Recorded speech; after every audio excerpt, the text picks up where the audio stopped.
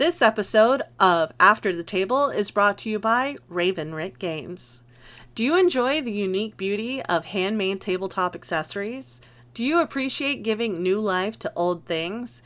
If the answer to those are yes, Raven Writ Games is the shop for you. With Raven Writ Games, you can carry and roll your dice in the transforming dice roll, get to the table faster with the RPG Go Bag, and add a little flair to your note-taking ways with the Traveler's Journal cover. Chad at Raven Writ Games primarily uses upcycled vintage and scrap materials, giving new life to leather and canvas cast-offs of the local outdoor gear industry in Superior, Wisconsin. He uses vintage metal coat buttons and nerdy acrylic buttons to give pieces just a little pop. Check out RavenWritGames.com to browse the wares and see what new and unique creations are available. Remember, reuse, repurpose, remake. Raven Writ Games. Hello and welcome back to After the Table, a TTRPG podcast. 'Tis I, your Dundress mistress? Yes, Dundress mistress of the mostess, the Shelly Von Miller. She doesn't know how to use words because it's currently summer and I'm frying my brain off.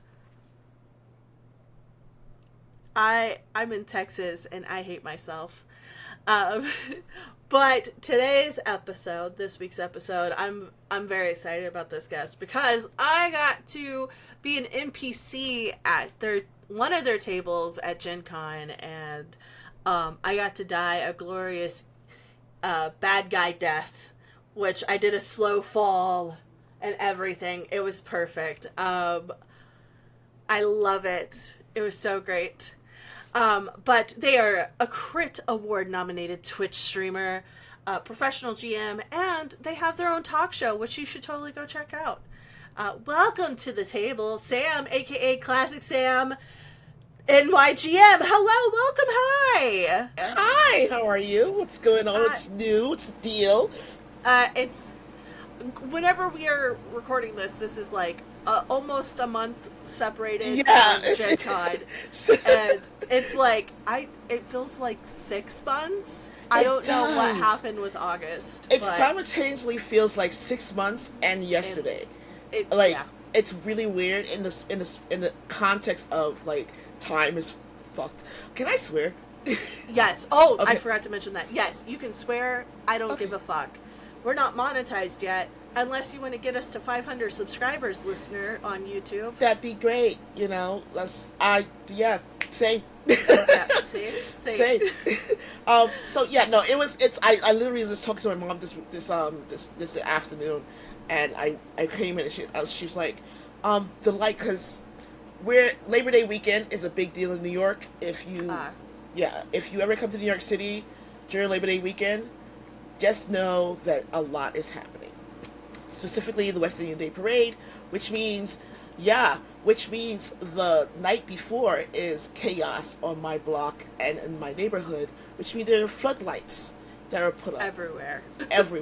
And they put up the floodlights on the street corners, and my mom was like, they put the floodlights up early. I'm like, no they didn't. Labor Day's this weekend. She's like, no it's not. I'm like, yeah it is. Labor Day's Monday.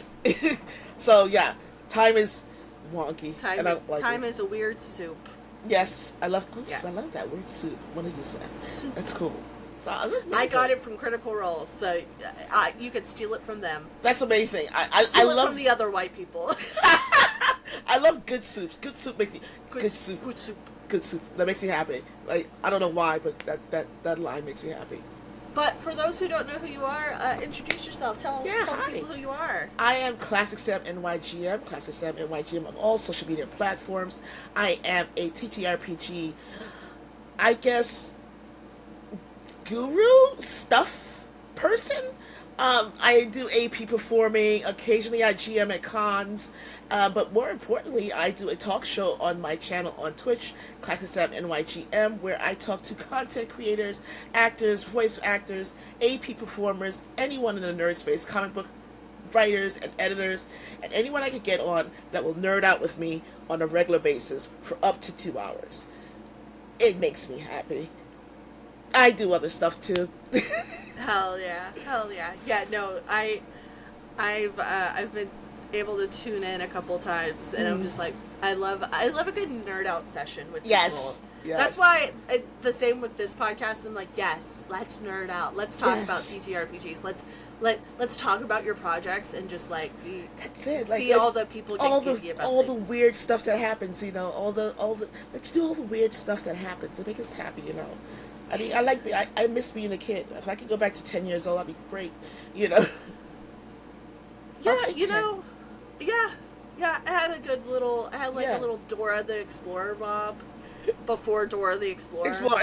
Yeah, it's one of those things like Bangs, Bob, just rocking out. Just rocking out, you know, like I was just playing Power Rangers. Reading all types of like, you know, books and fantasy and stuff and being an absolute geek and like I was fine with it. And it was before puberty, so even better. So, yeah. It's one of those things you're like, I don't have to think about things. Yeah, I was like, someone's gonna feed me and tell me to go bathe and tell me when to go to sleep. Perfect. Perfect.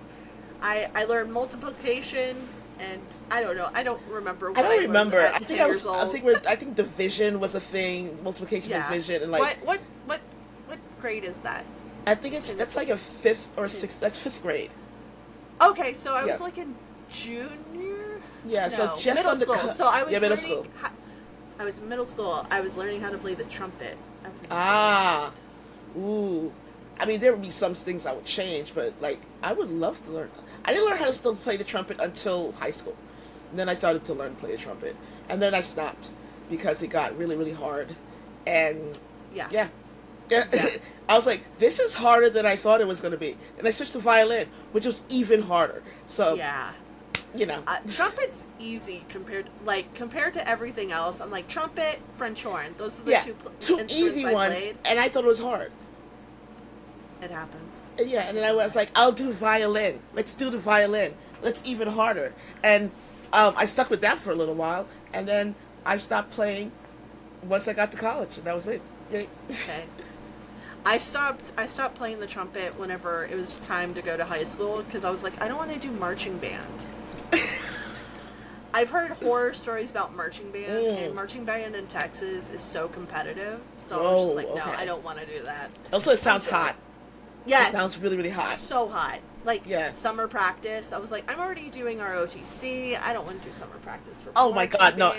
No. That's an absolute no. Let's not do that. And I was playing French horn at the time, so it would be I think it's like I don't remember what the marching band French horn is, but it's like it looks like a comically big sized trumpet.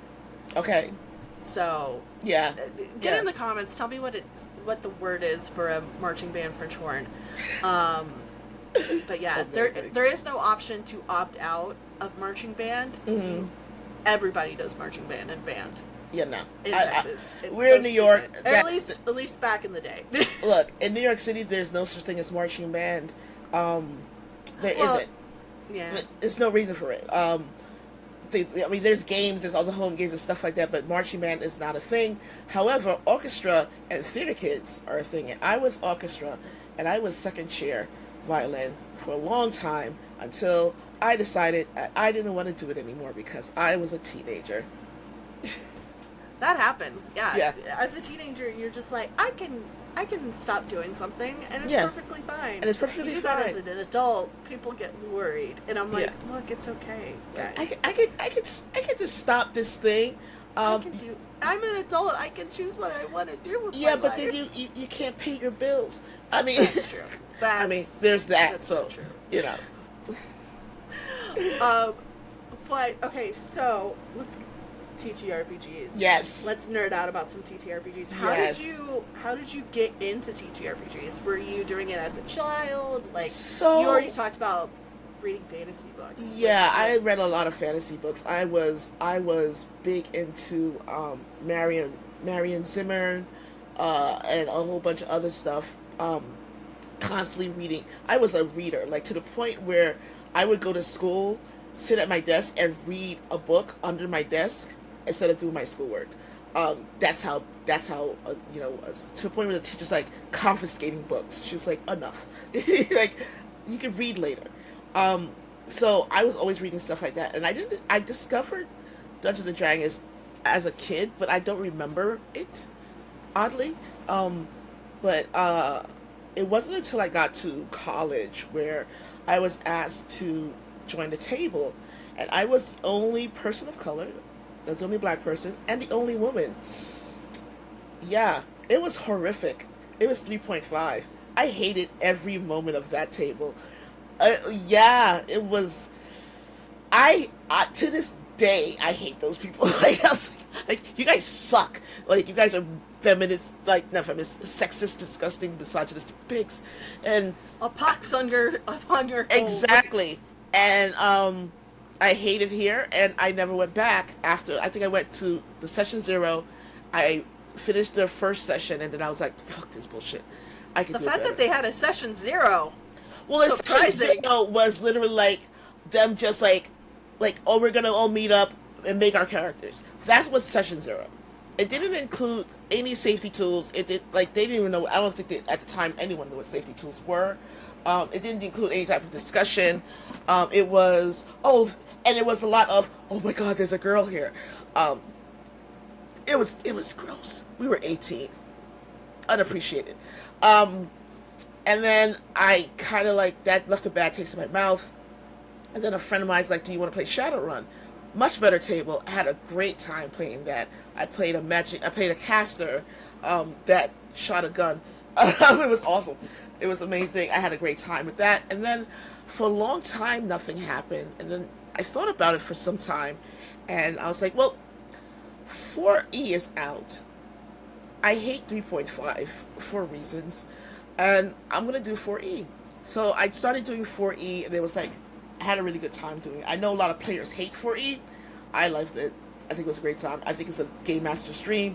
I think that if you want really good monster explanations and descriptions, get a 4E monster manual. They have some beautiful artwork and like anyway tangent. So so then 4E happened. Then I kind of dropped it after a while because college stopped happening, and then I was like, I guess I have to work, and I went into the corporate world, and that doesn't correlate with anything fantasy because it's corporate and it's horrific.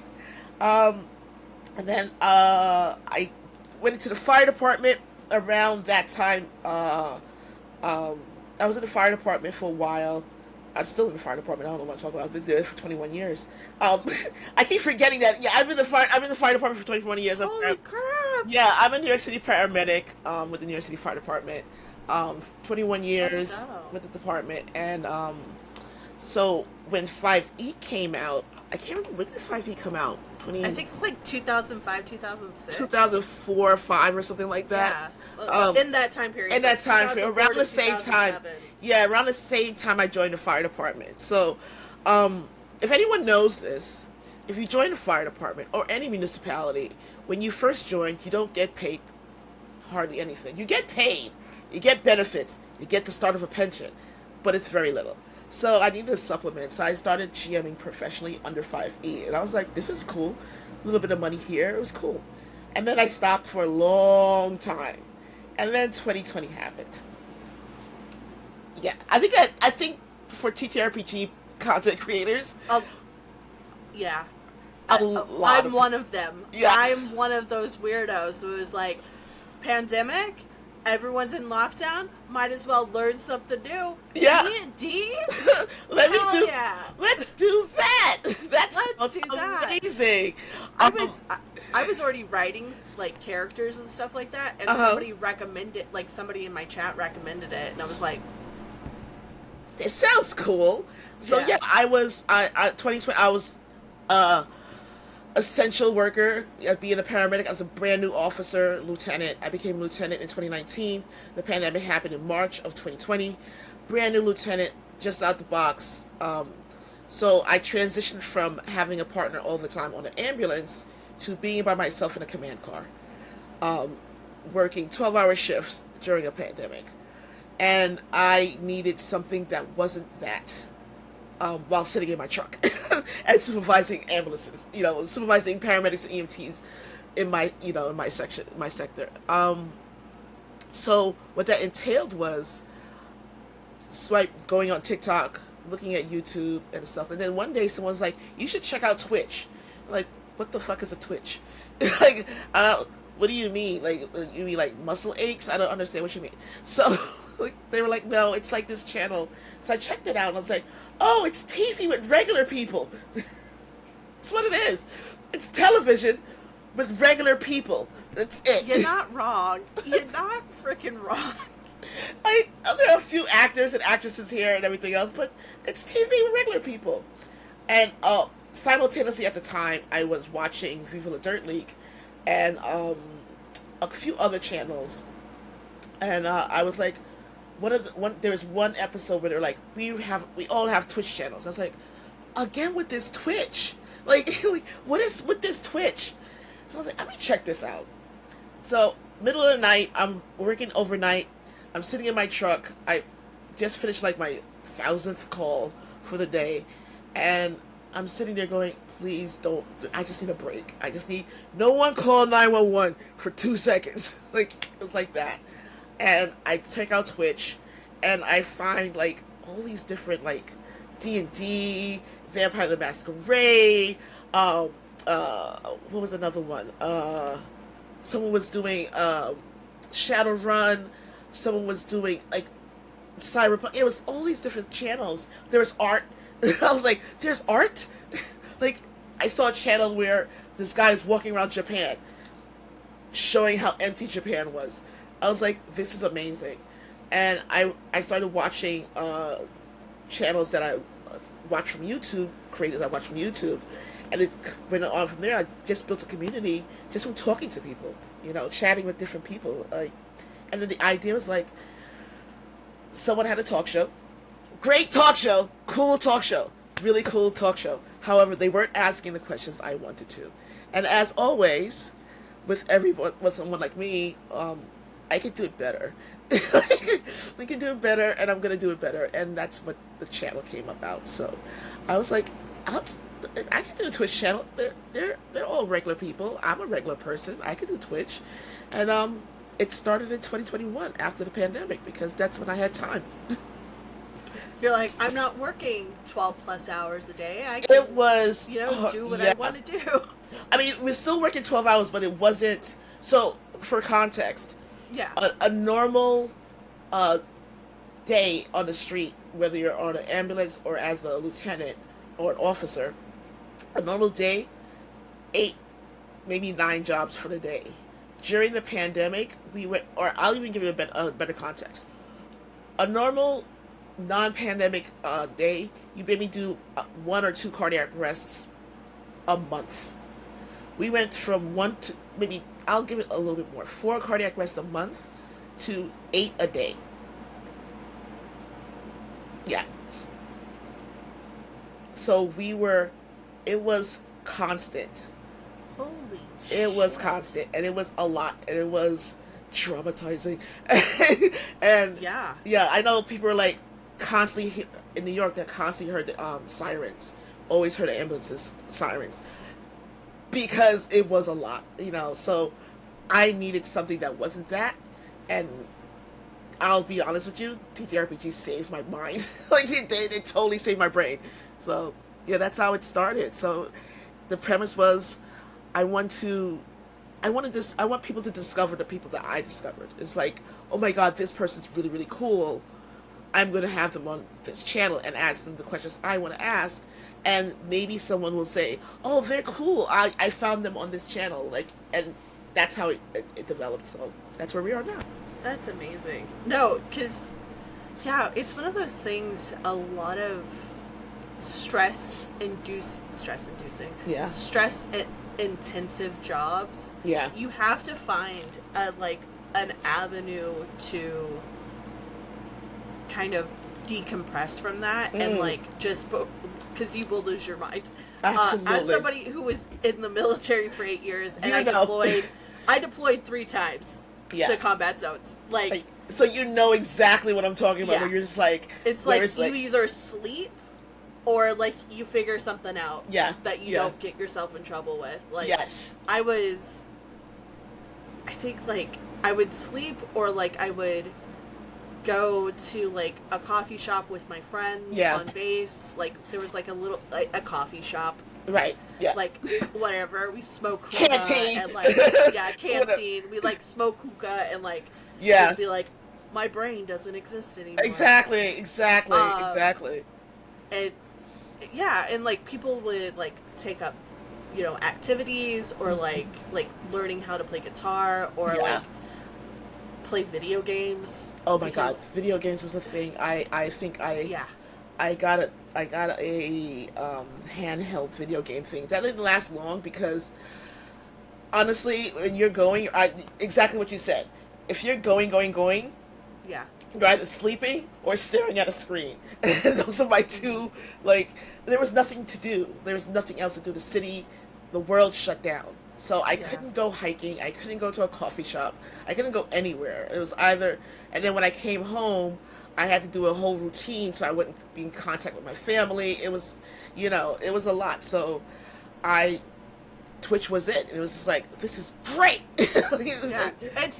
I will say this right now, during the pandemic, Twitch and playing TTRPGs really saved my mind, because I was, for a good chunk of the pandemic, I was not going to the clubs, because I'm a drag queen, I'm a club queen, so I was I had like gigs before the pandemic, and so like I'm not talking to people, I'm not kikiing backstage, I'm not, whatever. So I'm like, playing video games and playing like make believe is the only way that I'm getting like personal interaction, because it's like me and my cat. That's it. Yep. I mean, me and my cat. That's it. Until like late 2021, and then I moved back home, and I was just like. Yeah, it was, I needed Twitch because we were allocated hotel rooms, so we wouldn't go home, because in the beginning of the pandemic, it happened so quickly that I think a lot of the city wasn't prepared. So we had EMTs and paramedics sleeping in their car, sleeping in the basement of their houses, so they wouldn't go in contact with their family, sleeping in their garages, or stuff like that, or just not going home. And then eventually they're like, listen, here's some hotel rooms. Go to sleep.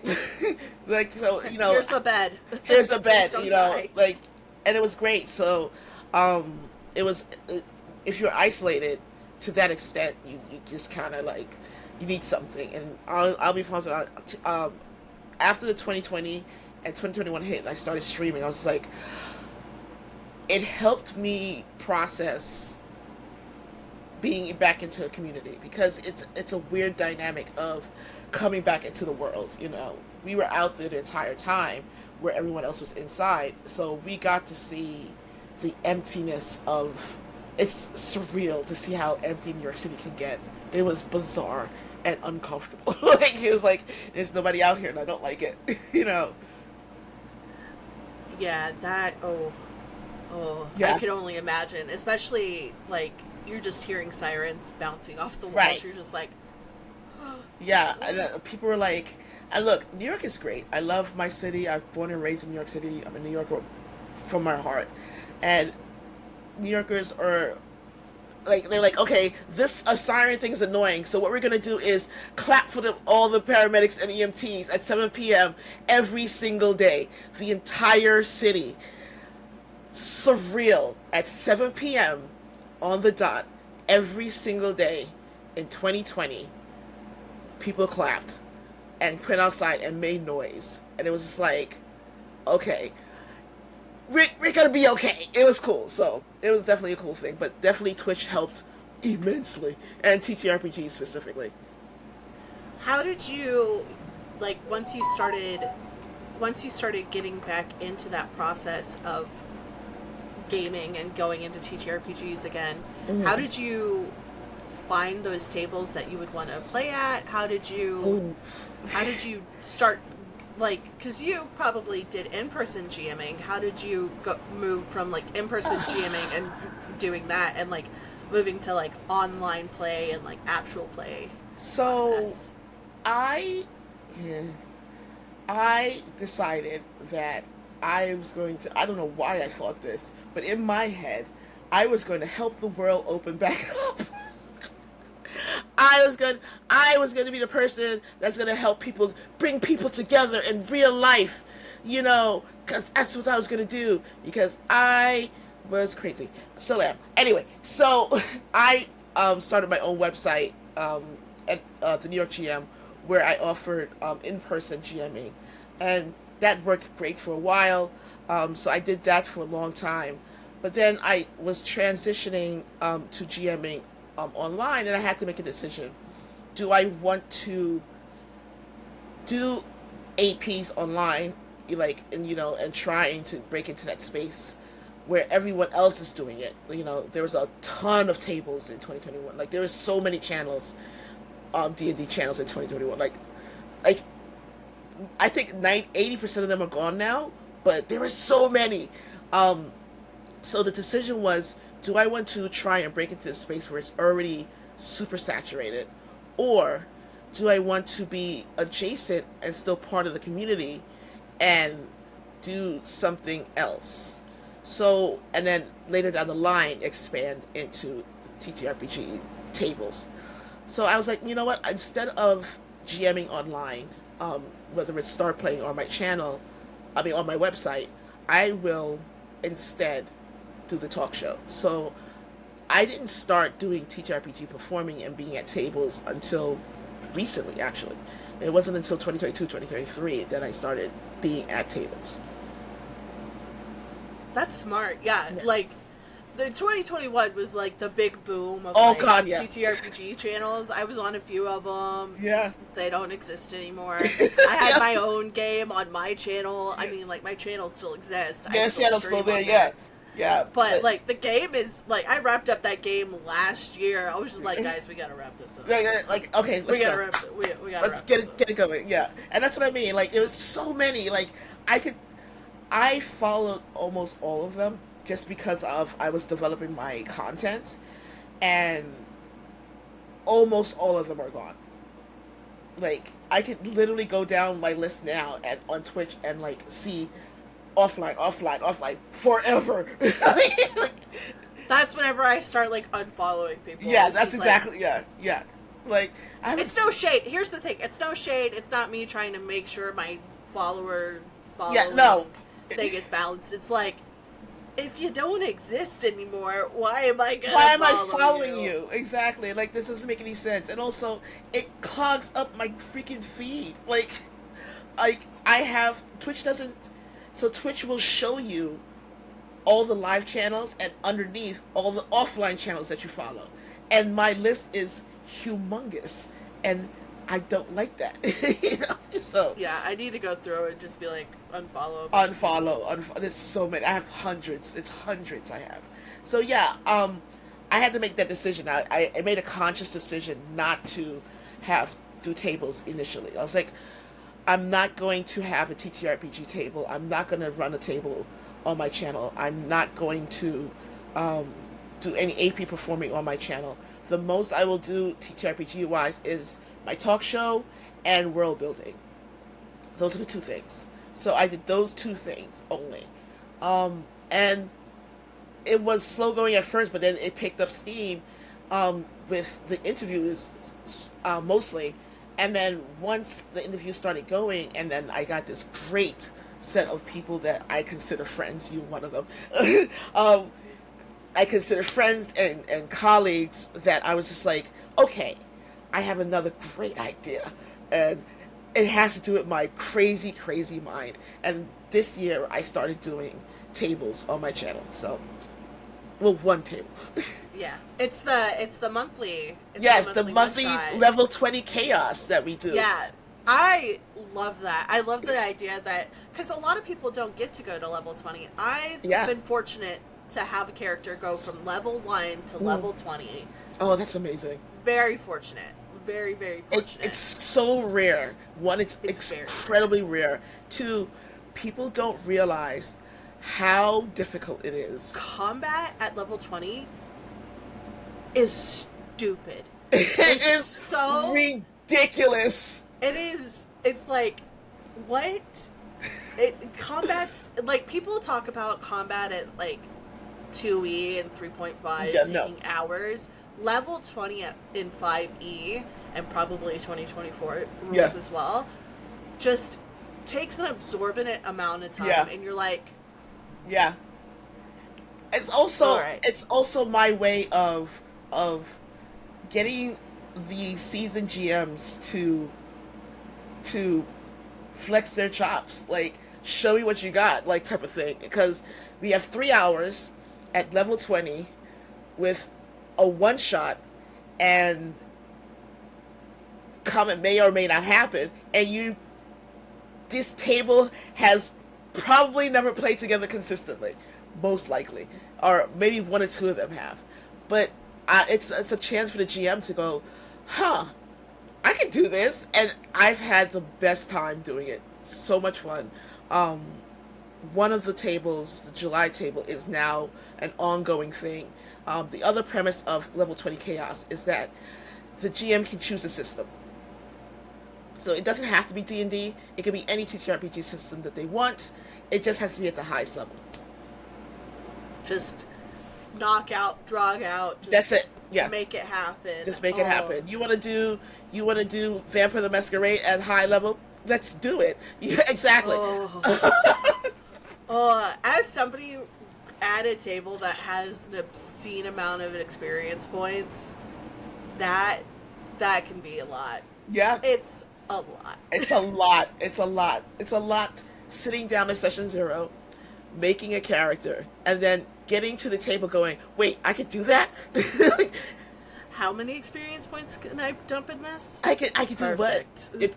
Like this past Saturday we had the August show, and one of our players playing a paladin literally did over 200 points of damage in one go. Yeah, because it's like, Yeah. they get like 4 Yeah. actions. Yeah. And then that's not even counting, like, I haven't played a paladin, so nobody fucking come at me. I only Same. played Don't it in forget, Baldur's I haven't Gate 3. either. I think it's like 4 just main actions, and then you count the bonus action of like smites in there. Yep. And then if the monster is like a certain monster, yeah. and it's radiant damage, that doubles. And it was one of those things you're like, Disgusting. okay, just kill it now. And it was great because usually what I've been noticing, and I kind of want to like do a little interview thing about it, but I've been noticing that the GMs have all been like, I'm severely Yeah. underpowered this. Because just as many people haven't played in level 20, GMs haven't gone to level 20. Right. So a lot of people don't realize the amount of work it takes to like power level something Yes. to a level 20 encounter. Like, the most I've gotten to is like level 16 with my players. Yeah. And I was like, I need help. So I was just like, I talked to Matt, the playmat. Yes. I was just like, hey, buddy, like, I'm Help going to use your services me. real quick. I need help. Help I don't know. This a lot. I want to make this good. Yeah, it's amazing. It's so much fun. And also what I've discovered is that GMs who have been guest GMs are like, they're like, I didn't know I could do that. I didn't know that I could like pull that off. And every single table, every single GM that's been a guest on here has been absolutely amazing. And I have zero complaint so far, and I've been having a blast doing it. We're working on September. Hell yeah. I want to pick the brain of people who've been able to do like level 20 D&D stuff. Mm-hmm. Like, if I ever get like to pick the brain of like Abria or like Brennan or Matt or freaking, I'm sure there's tons of people out God, there. yeah, of course. Who are in the AP space. I'm like, hey guys, how the fuck? Yeah, yeah. Please. Every experience has been like, wait, what? I would love a masterclass of just like GMs being like, all right, this is how you do level 20. This is how, yes, that would be a We great need a panel. summer camp. Please. Yeah, it's a we full need a summer camp. Level 20 summer camp. Or That's like a all I panel need. workshop, like at a con or something, like a full workshop at a panel. That'd be amazing. Hey, Like, just if you're a GM that's done level 20 and you want to be on that panel at a future con, oh, you're come giving at us. me GenCon ideas. GenCon, this would be a perfect Gen Con. Oh, this would be Gen Con, this would be perfect for like a big stage. I'm just saying we can get Oh, we can get some of the biggest names out there. I think I might have to. Yeah, I might have to work something out here. Okay. I had promised myself I wasn't going to do what I did this Gen Con, but that is quickly going out the window. For Well, for reference, I did 4 panels you and did two. like 5. I was like 4 or 5 panels. 4 panels and 2 APs. Plus, I was on someone else's panel. So for a total of 7, panels Busy. It was a busy weekend. So my last day was so much fun with drinking. And I was like, oh look, a margarita. I'm sleepy. I literally finished the last AP, walked over to the Marriott, sat down, got food and alcohol. Actually, no, called my friend Savannah. I was like, I need you to come, take my credit card, and get me food and Booze. booze. I want a margarita with salt. Here you go. And she's like, okay, cool. Took my card, got me food, got me alcohol, kept it coming. We were happy. It was a great night. Hell yeah. It was awesome. That's all that matters. Speaking of preparing for cons and things like that, I mean, we're a year out from Gen Con and we're talking about Gen Con stuff. That's quite literally a bad idea. How did you had like you said, you had live plays, you had panels. How did you prepare for those live plays? What did the prep look? Was the prep different? The prep was as different. your usual. Yes, because GMing? I'm a GM that doesn't prep at all. Hell yeah. 0 prep. I am beginning, middle, end. Figure it out. I am go with the flow. Yes, and rule of cool. Yes, and rule of cool, and I know most of the rules, so cool. If I don't know the rules, like with sagas, we'll figure it out. We'll roll with the punches. But with Gen Con, and it still ended up that way, but with Gen Con, the second that they said yes, I think the panels opened up, I think submissions opened in January, I think, or February. They said yes in March to everything, which blew my mind. And then I started prepping immediately. I was like, I need to do the story. Because I had to do the one shot myself. I need to do the story. I need to do the system. I need to figure this out because it was bringing my level 20 chaos to Gen Con, which was dumb. Which was probably not the best idea, but it worked out great. So it was a great live play. It was so much fun. I had a best time. I might be biased. I will say I was so happy when you said yes, I could be MP. I was like, oh fucking thank God. I was like, I'll be a bad guy. Let me be the bad guy. I don't know I'll what be to your do villain. because I didn't know what to do this. I will be your villain. I will put on a haughty accent and it was be good. that bitchy white woman. It was so good. It was so good. I had the best time. But yeah, I started prepping not only for the APs but for the panels themselves because I had to prep questions. I had to make sure that the times and where we were going to be were correct because they kept changing it. So I had to make sure scheduling was right. So that prep started in March, and I didn't stop until I say we. When I say we, I mean me. I didn't stop until the very last thing that we did. Then I was like, okay, I gotta sit here like this.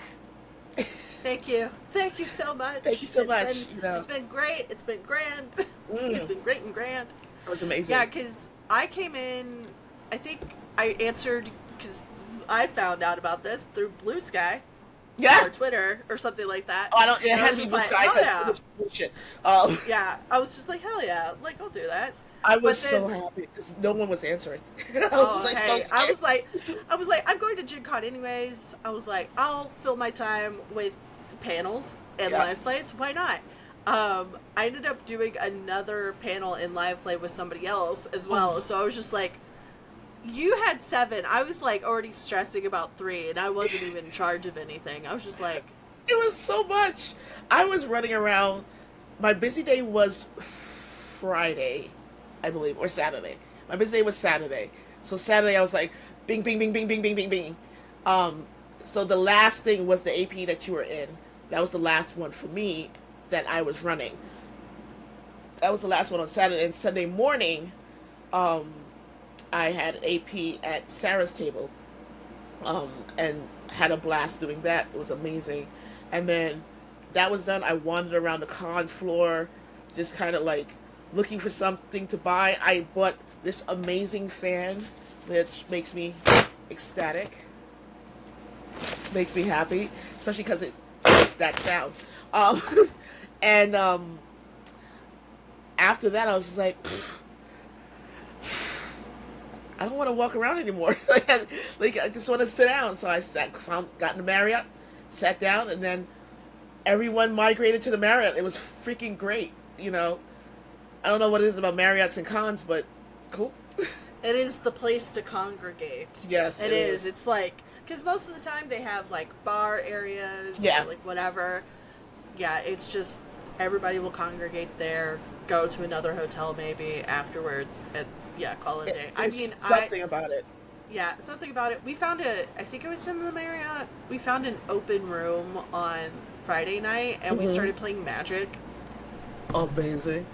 Or was it Saturday night? I don't remember. It was one of those days, and it was a great time. It's amazing. It happens. I've been noticing this, that almost every con where there's a Marriott, there's so many of us. There's so many of us just nerding out in the space, playing Magic, just talking, being absolutely ridiculous. It's amazing. So yeah. So are there any? I mean, I know we're again a year out, and then PAX Unplugged has already they haven't published yet as we're putting this out, and as we're recording this, as we're putting this out, they better have. PAX Unplugged is about to happen. Yes, is literally it's about to this happen. Weekend. What's the plans for other cons? So, I said after GenCon, I'm not going to put out any panels. I'm not going to do anything. That lasted all of a week. And then PAX Unplugged opened, and I was like, I'll just put in 1, 2. Okay, I'll put in 3 and an AP. Okay, I'll put in 4 and an AP. So far, oh my goodness, there are 4 panels. It's closed now, so I haven't. That's it. But I put 4 panels and 1 AP, which is an established table.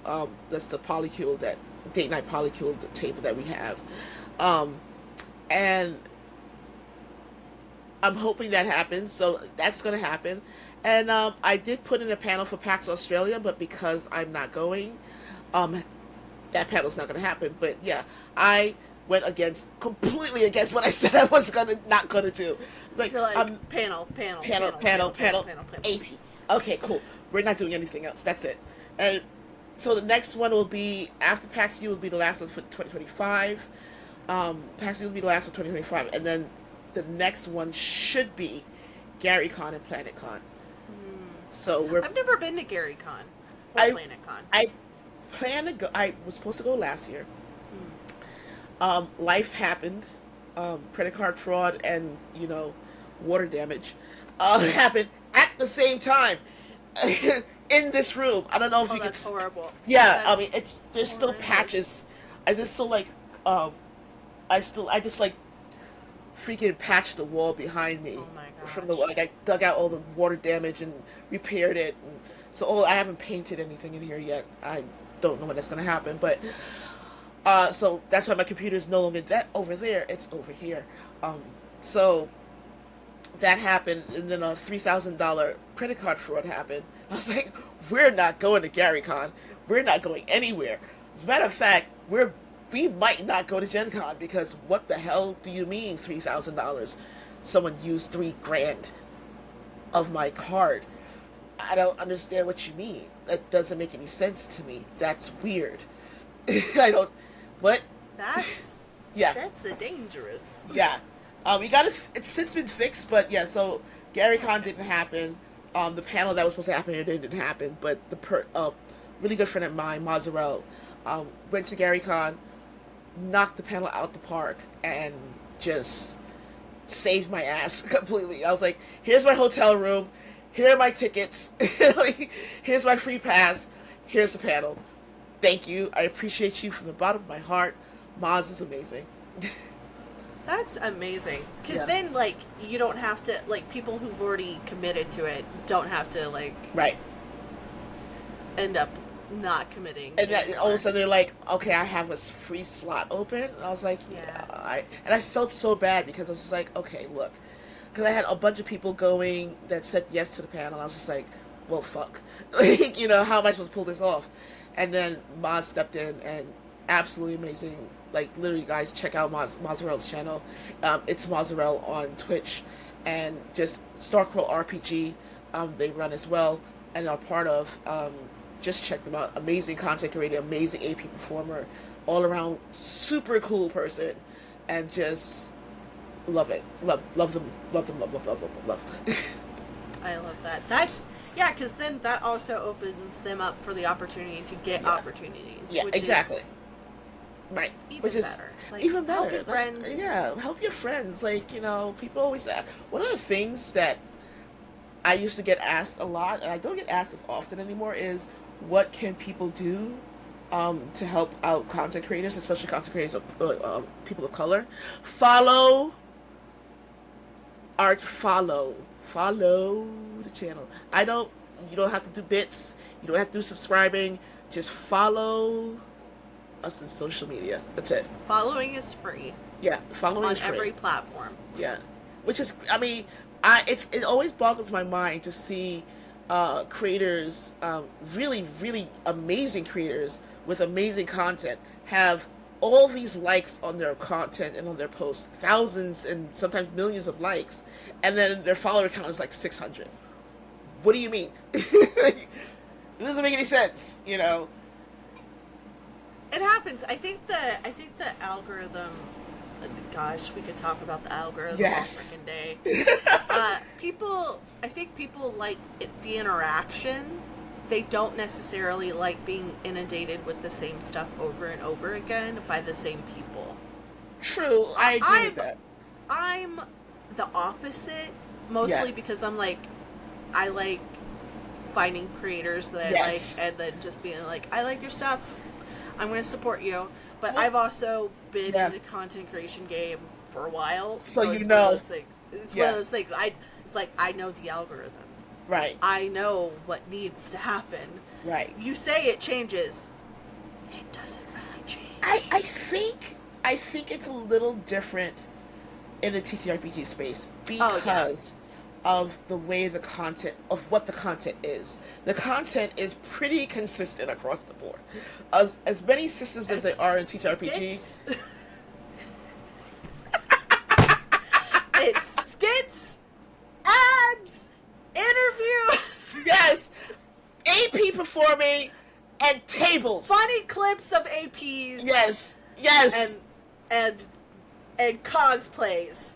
that's it. Easy. Bam! Easy. So if you're liking 5 the points. content consistently, follow the goddamn channel. Yeah.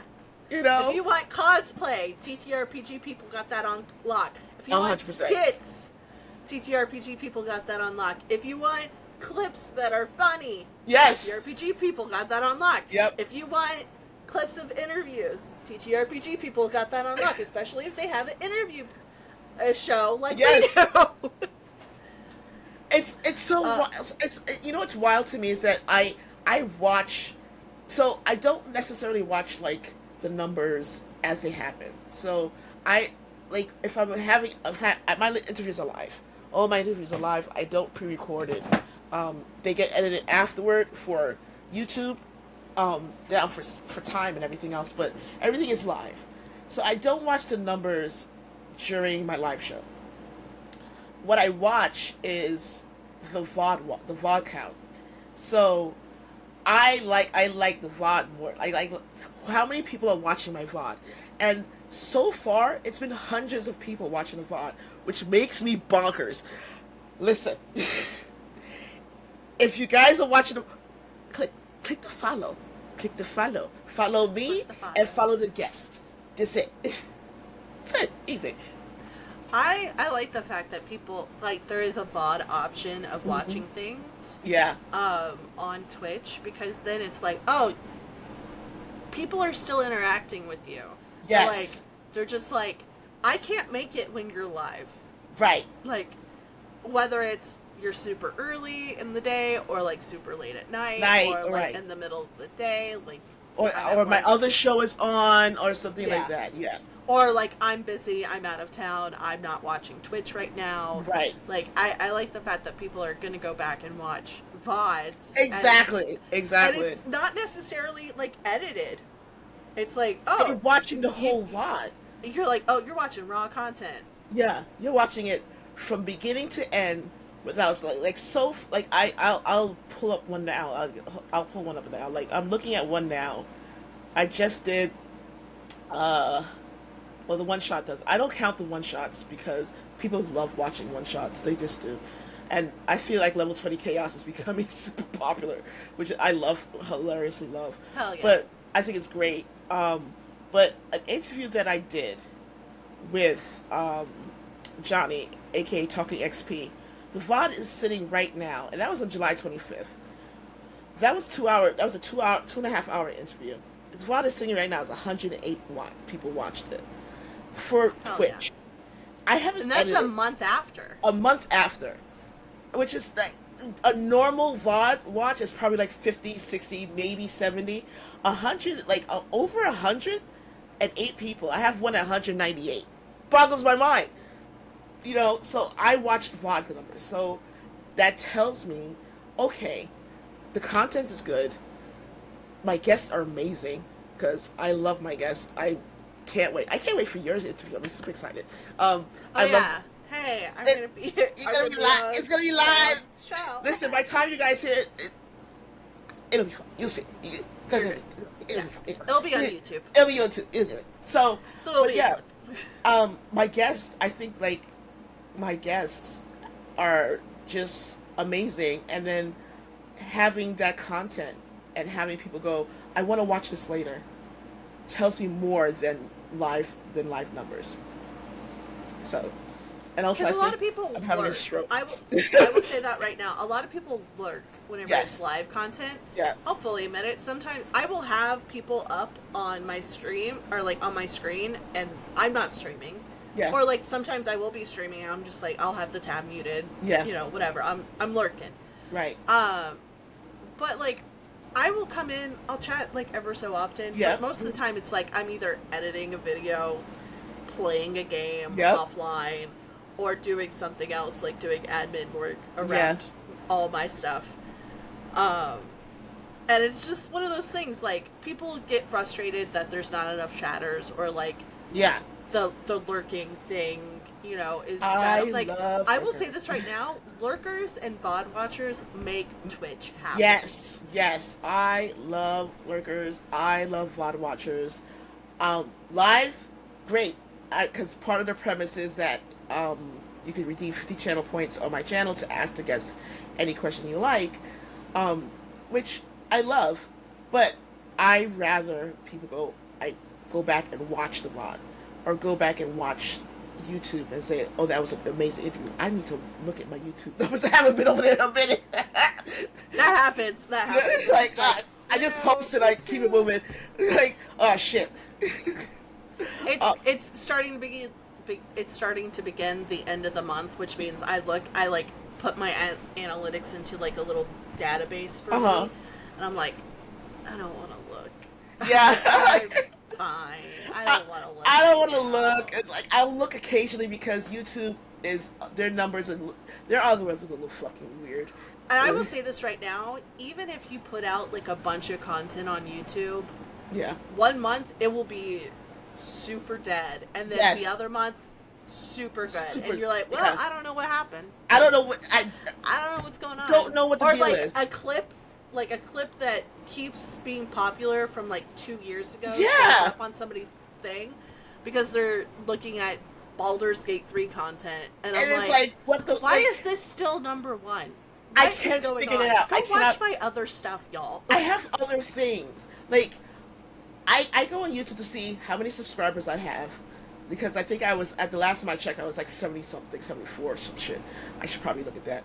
You got this. Um, Hell yeah. and I look to see how the latest interview, because I drop an interview about every 2 weeks to a month. I have to get more consistent, but about every 2 weeks to a month, an interview drops. So I go and look, okay, people have watched it, we're good, keep it pushing. Um, but yeah, figure I have one clip on YouTube, um, a YouTube short that has 800 likes. I don't know why.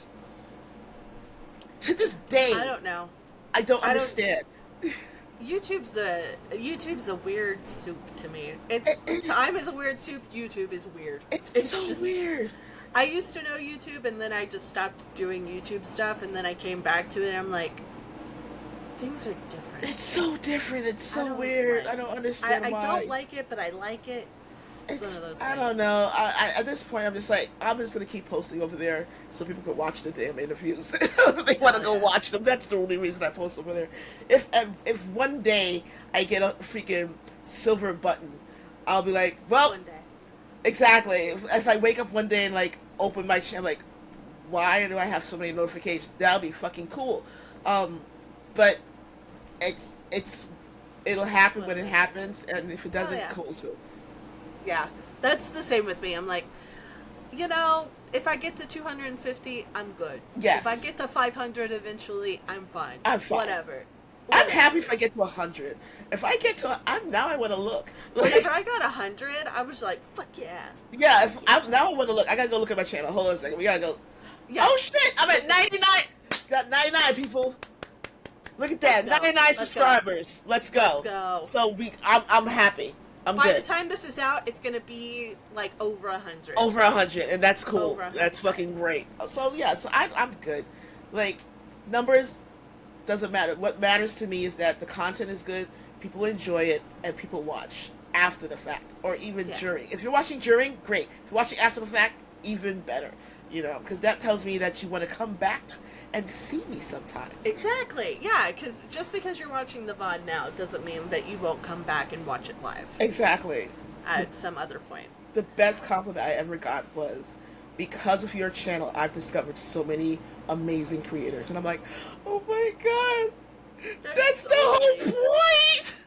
That's the whole point. Speaking of, Yes. I guess because to that point, this year you were nominated for a Crit Award for Twitch Legacy Channel. Congratulations. Thank you. How does it feel to know that you've been working on that, and like we're just talking about people in your community and everything like that? How does it feel to get to the point that you're nominated for Twitch streaming? It did a number on my imposter syndrome. I struggled with that nomination. I legitimately struggled with that nomination because it wasn't. Obviously I know the Creator Awards.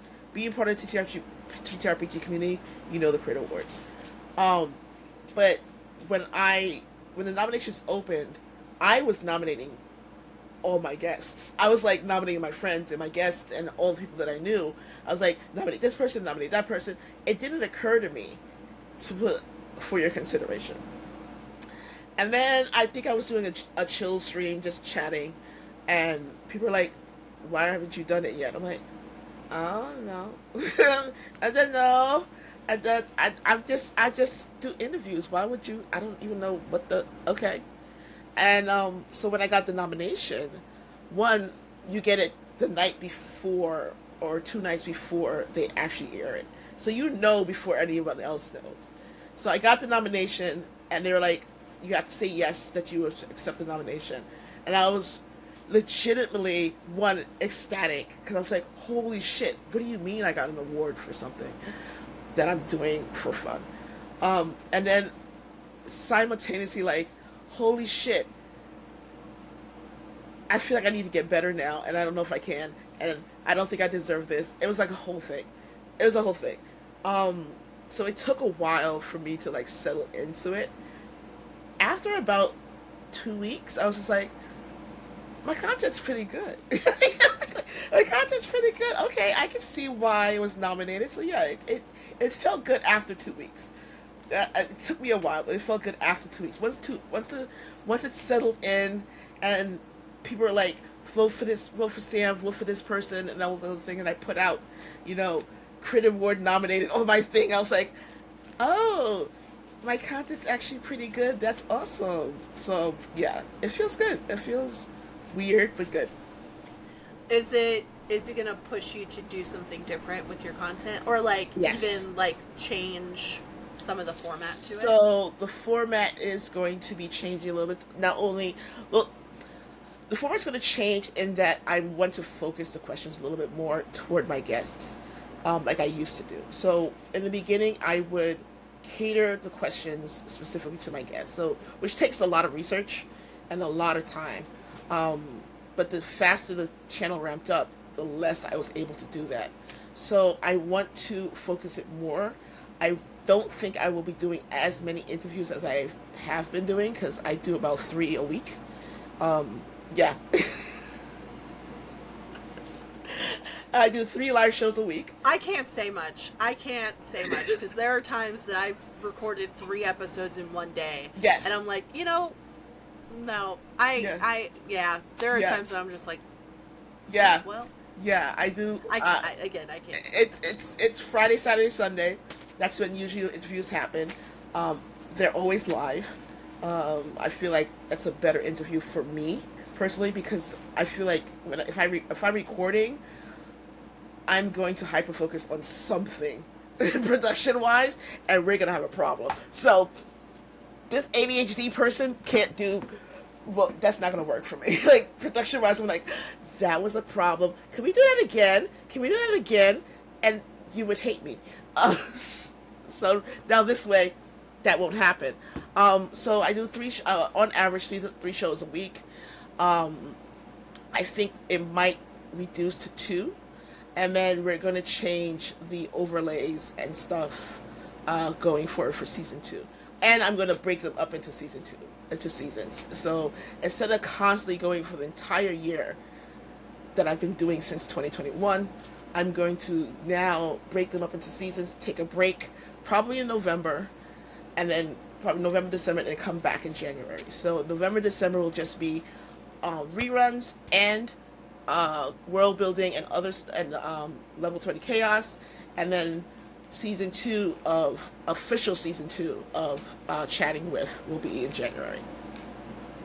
What is level 20 chaos gonna look like? What are your AP That things gonna look like? is developing as it goes.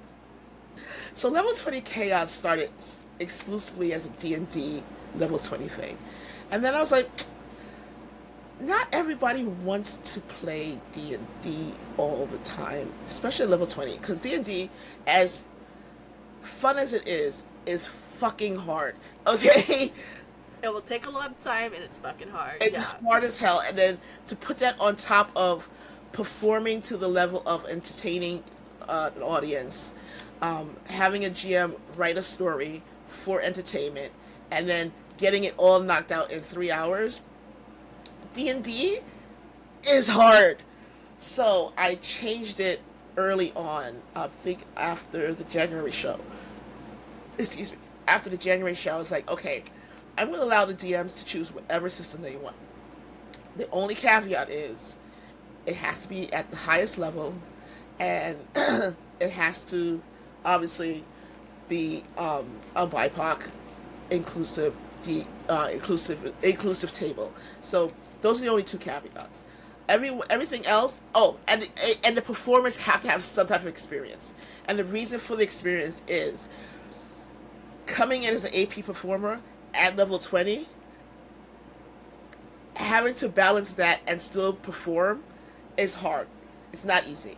It tests your performing chops a little bit because you have to focus on what can I do in this system at the highest level. How can I, like, I have to listen to the story. I have to be entertaining in my character, and still do this in 3 hours. So a brand new person coming into it, I feel like I might be doing you a disservice. So yeah, those are the only caveats. Okay, that's amazing. How do you make sure that your tables are inclusive, not just for the AP side, but also for the interview side? So for the interview side, it's a little different from other. Because you're like, I could just ask people. First of all, I'm here.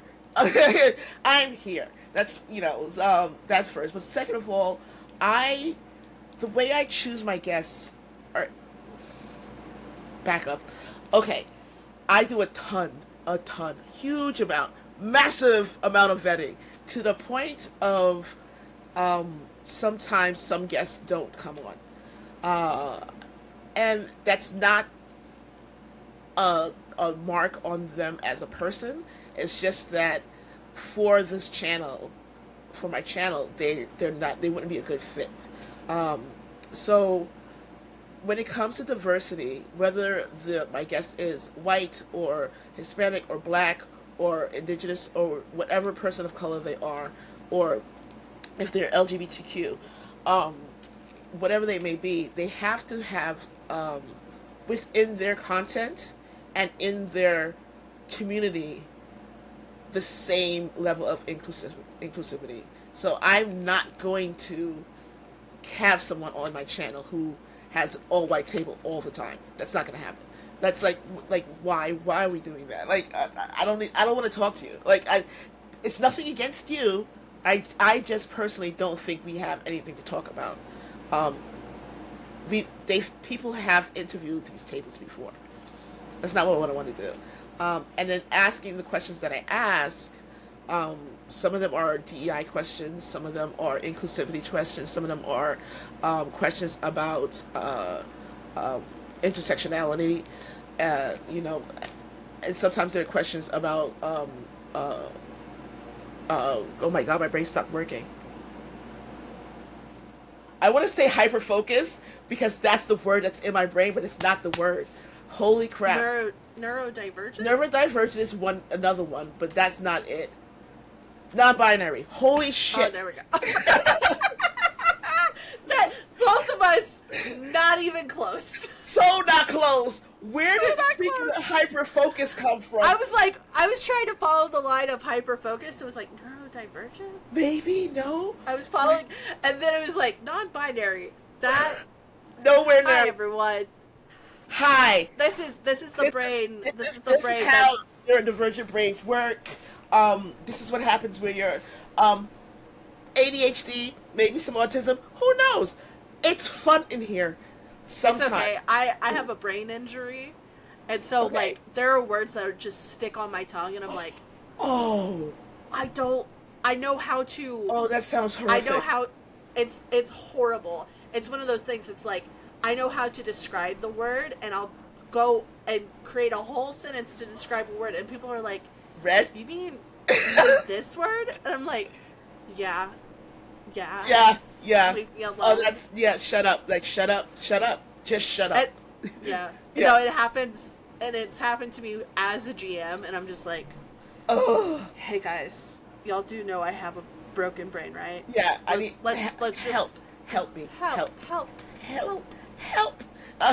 So if after I've done my vetting, and my vetting process is extensive, After I've done my vetting, if I find that you're not a fit, I'll just send a quick thank you for your interest or thank you for your time.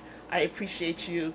I hope you have all the success in the world, but at this time, I will not be having an interview with you on my channel. That's it. You don't get an explanation because I don't think you deserve it. That's it. That's better than me, because I found out about somebody that I had already interviewed for this podcast, and we had already recorded, and I found out about them, and I'm like, that blows. Yeah, that happened. Well, their episode's not coming out. So, that's the other part of my vetting process. So I also blocked. I was just like, block, yeah. Black. So there's an after vetting. So, if I have an interview, because my interviews are live, like I said, and a lot of times other creators will come in and be like, oh, shit. Yeah. And I've had that happen, where a creatives come in after the fact and like, I know you just interviewed this person, but here's why they're problematic. And absolutely the next step is to scrub that interview. It's unpublished on Twitch. You will never see it again. If you didn't catch it live, you're never going to see it. It will never be published on YouTube, and it goes into an archive, into a zip file, on a freaking thumbnail that never gets plugged in again. That's what happens. If at some point I've interviewed the person and years later or time has passed and they've become problematic, once again, everything gets scrubbed and they get blocked. Everything gets scrubbed off of YouTube, off of TikTok, off of everything I can think of. If I haven't caught it yet, I will make sure to catch it. But it becomes unpublished on Twitch. You never see it again, and they get blocked, and that's it. And no explanation, you know.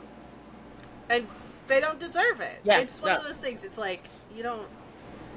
This is my content. You're part of it. But it's one of those things. I'm the final. I'm the final decider of what goes on my channel and what doesn't. Well, here's the other thing. Every single one of my guests, if I don't consider them a close friend, I consider them a really good acquaintance.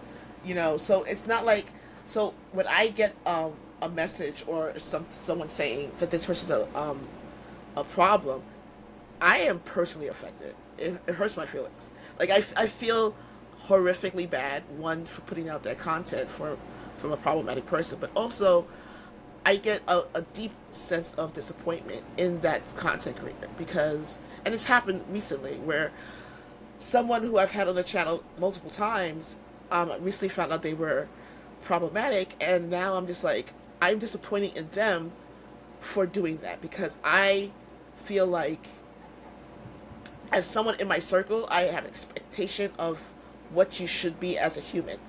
And if you are a bad human, now you've made me sad. So now that's extra oomph on the block, you know? Yeah, because it's one of those things. It's like, if you're part of my community, if you're like somebody that I consider like, you know, we have several intersections of like points of contact, and we've trusted each other to be on each other's, you know, channel or done, you know, collaborations with. It's kind of like it's like a betrayal. You're like, it's a major betrayal. Oh, you're a pile of shit. Yeah. You're like, a bad human. What the fuck? Yeah. I don't like that. Like, you're a bad human. It's like, why would you do this? Yeah. Like, whatever the situation is like, what do you mean? So, and also, you're like, now doubting every interaction you're having with that person. Yes. You're like, what else have you been hiding from me? Yes. And that's not just like in the content creation space, but that also applies to just human life. Just like human. It's like, what do you mean you're a dick? What do you mean you're a bad person? Yeah, like, I don't understand. Oh, you're an actual predator. Don't like that. I don't, what the fuck? Yeah. Like, we had interactions. I've seen you in person. I want to punch you in your throat now. It's like, if I catch you outside, I'm gonna catch you outside. Like, I'm gonna catch you outside. Rated E for everyone. Yeah, exactly. Like, I'm gonna catch you outside. I might get hurt, but you're coming down with me. It's one of those I things. sometimes rely on violence, people. So I'm the person that like, I'll see you, and you're gonna get a petty. You're gonna get that. Okay, they over there. You'll get that, but if you're coming toward me, and you're gonna have an interaction, and I'm gonna be like, don't, and you're still doing it, then it's like, you good, or you good, because we're about to have a problem. So I do the avoid. I'm like, yeah. They'll come say hi. I'm like, bye. Yeah, I don't even say hi. I was like, I've developed this, and this is from being the middle child. This is also called being an elder, millennial, Gen Xer. Gen X, yeah. Yeah, it's one of those things. It's like, I'm an elder millennial, and I'm just like... Yeah, I'm Gen X, so my brain's like... So I'm also the middle child. So oh, gosh. I'm the oldest, so I'm like... I'm the oldest daughter, but I'm the middle child. Yeah. I have a lot going on. That being said, I am used to not speaking to you and ignoring you as if you don't exist. It is an art form, and I have made it so because it makes me happy in the petty space when I need to be. It doesn't happen for everyone. Obviously, it only happens for people who deserve it. But yeah, I'm really good at going, hey, if someone goes, hey, what's up? I'm like, don't exist. I don't hear you. That's it. Done. I'm a Gemini and a drag queen. There you go. I will win. shade you I will look at you like you're stupid. Yeah, and be like, why are you talking to me? I win. You know, like I said, I win. It's like eldest daughter, eldest child, freaking elder millennial, drag queen, was in the military, have PTSD. Yeah. Like, do you really want all the things? Like, you know, all the things. It's like, I like, you know, I like to call it petty spaghetti. I'm like, I will be petty spaghetti right now. Like, look, if I can handle a 60-year-old emotionally disturbed person screaming in their house naked and go, if you don't sit your ass down, I'm going to throw this stair chair at your head. I've handled that. And they've sat down. If I could do that, I can handle your bullshit. That's it. Hey. That's just take that advice. Yeah. Just take that advice. You don't have to be nice to everybody.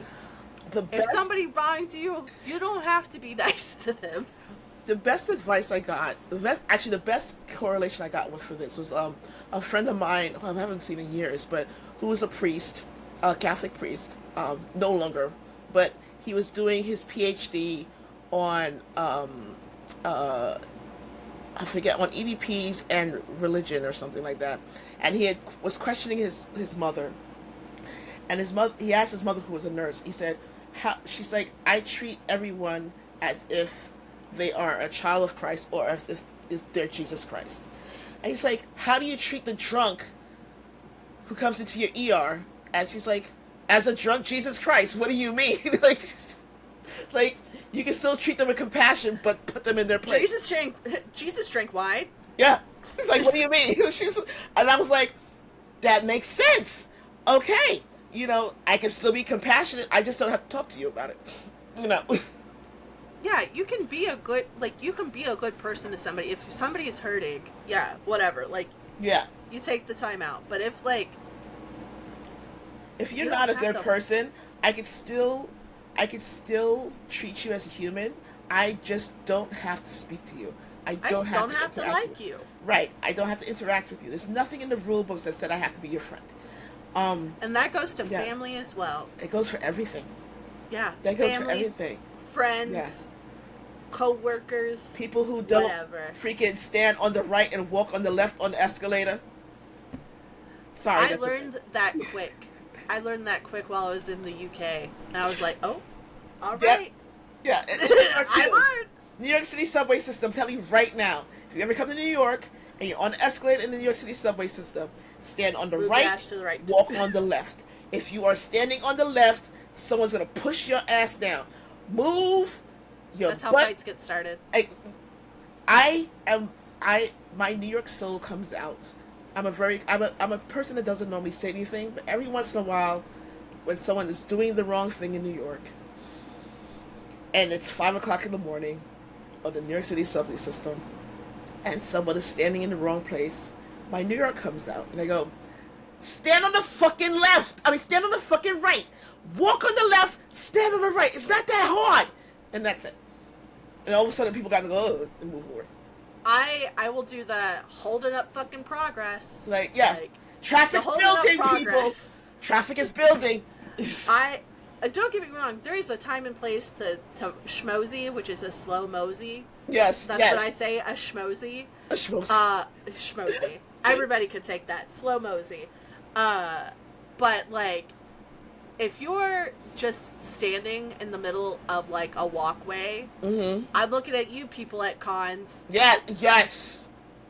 You're holding up fucking progress. Or if you just stop. Just stopping. Like, if you're on a phone, please move your ass to the wall. Yeah, why are we stopping? I don't understand why we're stopping. Why are you stopping? I don't understand. I feel bad. Like, I try to get as close to something like a trash can or like the side. Right. So I'm like, people have places to go. What the fuck was that? Sorry, I don't know what that was. Oh no. Something just popped up. Oh gosh. Are you good? Yeah, I'm good. That was weird. Okay. That scared the crap out of me. Like, I was like, a pop-up just happened. That makes me nervous. That means we have to do it. We have to do a freaking malware thing. Oh, and pop-ups happening. Okay. Oh. Okay. Well, with all that being said, take this advice to hand, children. Yes. Children of the TTRPG. Don't stop in the middle of the con. Don't stop in the middle of the con. Don't stop in the middle of the con. If you do, and you get shoulder checked, not my fault. Exactly. It's on you. Look, I do. And if you want to fight about it, yeah. Some people will back down. If I'm in drag, I'm uncomfortable. I want to see one of your drag shows so bad, but I can't get to the West Coast. I'm not in the West Coast. I'm in Texas. Okay, nobody wants to come here. Other side of the country. You're that way. Hopefully one day I can get booked at PAX East or like whatever. PAX U, yeah, drag show for PAX U. If you're looking for drag queens for PAX U, hey, let's go. Because I'm like, God, I want to go to your show. I want to go to Juicy show. I want to go to a drag show so bad. You know, I want to go to Burlesco. I got to go to Sarah's show. Everyone's that way. Why are y'all that way? Because it's less expensive. That's exactly what it is. That's it. It's less expensive. Yeah, that's exactly what it is. You get to the middle, it's less expensive. It's getting more expensive, but like... Yeah, I get it. But this is the part of the show where I say, plug your shit. Let people know where they can find you. Oh my God, okay, hang on. I gotta pull up a calendar or something. Because I always forget this part. I do the same thing on my show. Where I forget shit. I am going to be actually, PAX U is coming up. By the time this airs, it'll be PAX U. So you can find me at PAX Unplugged in Philadelphia. Hopefully doing all the stuff that I did at GenCon, but less hectic. You can find me on Classic Sam NYGM on Twitch, Friday, Saturday, and Sundays. Consistently doing interviews, specifically for TTRPG content creators, but also for actors and cosplayers and comic book authors and fantasy book authors and all the best nerdy people that we can find. And you can find all those interviews on YouTube. I have a bunch of projects that are about to happen. Don't know when there's going to be because I can't remember.